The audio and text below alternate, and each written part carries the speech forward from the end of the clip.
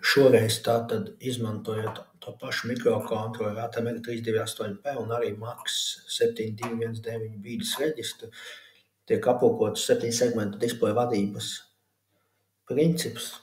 Principā tātad jūs redzat, ka šeit tiek izmantot 4 7 segmentu displejus, kuriem 2 displejiem tātad tiek izvadīti dati arī paralēli, bet 2 displejiem tikai tiek ieslēgšana izmantota, tātad, jo tur jau ir iesaistīti konkrēti simboli, lai attēlot attiecīgi grādus un Celsija burtu.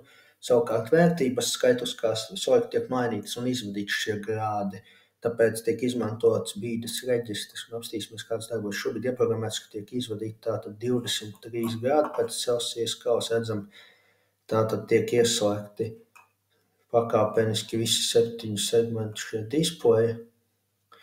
Protams, simulācijā ir grūti novērot precīzi secību, taču, ja ievērojam izējas, mēs redzam, ka tātad tiek secīgi ieslēgti.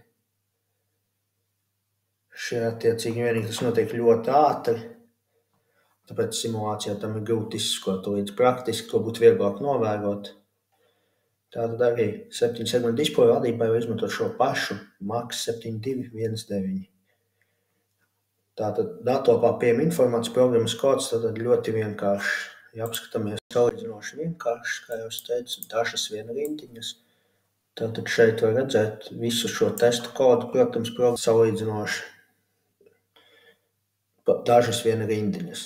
Cerams, ka šis būs jauns ieskats, tātad, kur vēl var izmantot konkrēto vīdes reģistru un kā to lietot kopā ar mikrokontroli. Lai jums jaunas zināšanas, tiekamies nākamajā reizē.